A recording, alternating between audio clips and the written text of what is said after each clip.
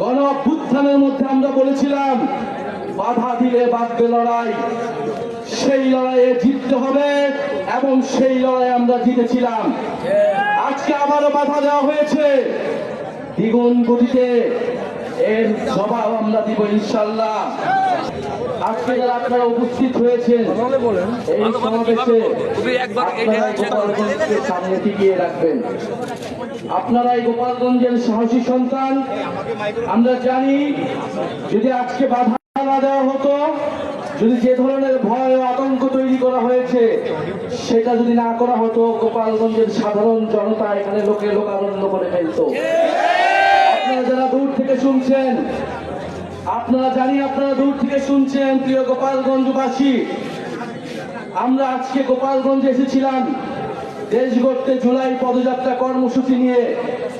আমরা কোনো যুদ্ধের আহ্বান নিয়ে নয়, শান্তি এবং দেশ গড়ার আহ্বান নিয়ে গোপালগঞ্জে আজকে এসেছি। প্রিয় গোপালগঞ্জবাসী, আমরা গোপালগঞ্জের নাম বদলাইতে আসি নাই।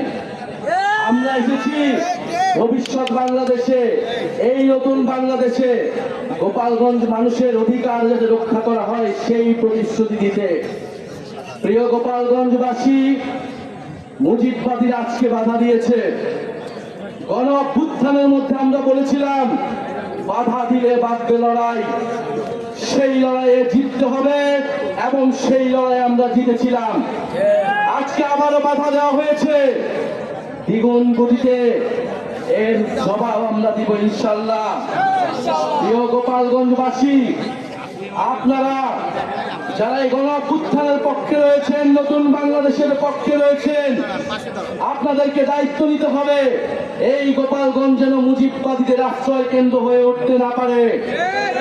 যদি পুলিশ প্রশাসন ব্যর্থ হয়, নিজেদেরকে রক্ষা করার দায়িত্ব, নিজেদের জেলার মর্যাদা রক্ষা করার দায়িত্ব, বাংলাদেশকে রক্ষা করার দায়িত্ব আমাদের নিজেদেরকেই নিতে হবে, যেরকমটা আমরা গণ অভ্যুত্থানে নিয়েছিলাম।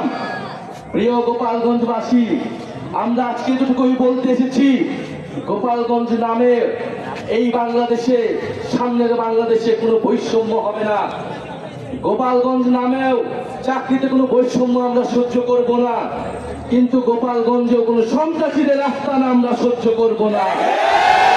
মুজিববাদীরা মুক্তিযুদ্ধকে কলুষিত করেছে, গোপালগঞ্জকেও কলুষিত করেছে। সেই গোপালগঞ্জকে আমরা আবার পুনরুদ্ধার করব, আবার সমুন্নত করব। প্রিয় সংগ্রামী বন্ধুগণ, আমাদের যারা সনাতন ভাই বোনেরাও রয়েছেন, এই আওয়ামী লীগ সনাতন ভাই বোনদের জমি দখল করেছে, তাদের সাথে বেইনসাফি করেছে।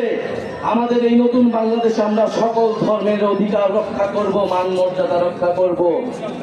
প্রিয় সংগ্রামী বন্ধুগণ, আজকে মুজিববাদীরা বাধা দিয়েছে, তাদেরকে জবাব দেওয়া হবে।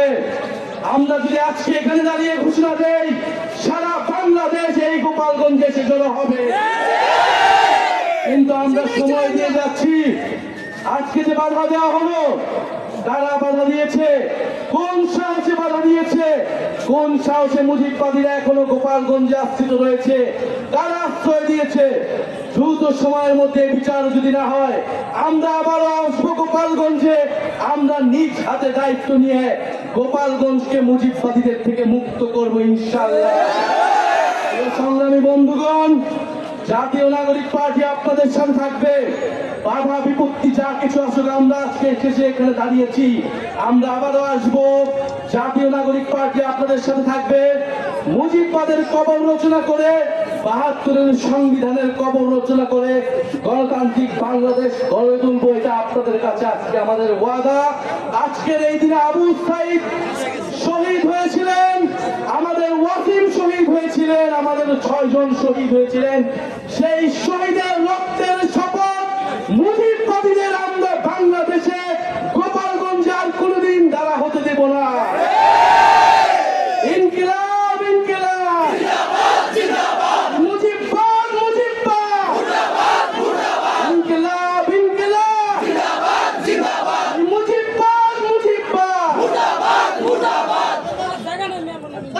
সংগ্রামী সহযোদ্ধারা, আজকে আমাদের এই পথসভা আমরা এখানে শেষ করছি।